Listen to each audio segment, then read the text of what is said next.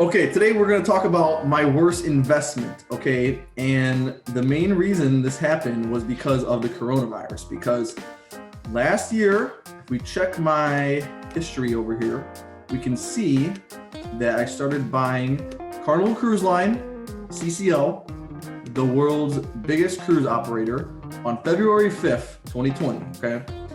And I bought 40 shares at $44, okay? And then you can see I bought another 10 shares at $42. But then as we got further into February, the stock started dropping into the 30s, and I started buying more and more shares, hundreds of dollars going in here, okay? Then the stock gets down further, and luckily I received a $25 dividend in March. But then if we keep going, the stock is at $11, and I remember this is March 31st. This is like in the depths of the crash, okay?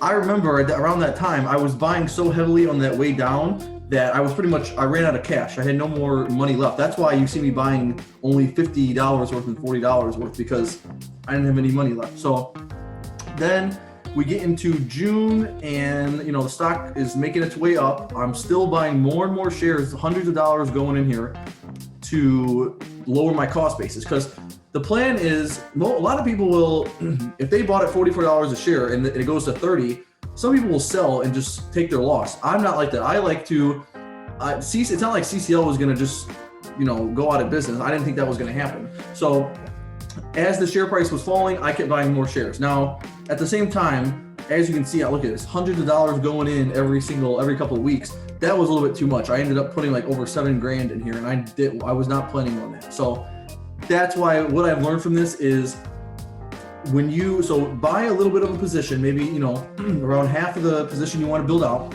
Then, like, if it goes down 5%, I would not start buying more shares there.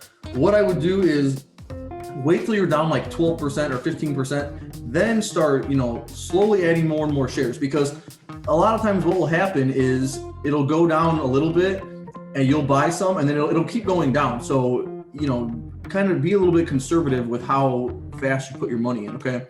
So, moral of the story here, though, is we can see just a couple weeks ago, February 19th, the stock hit 24.63, and that's what my cost basis ended up being like $24. So I almost cut it in half because I was buying shares so cheap.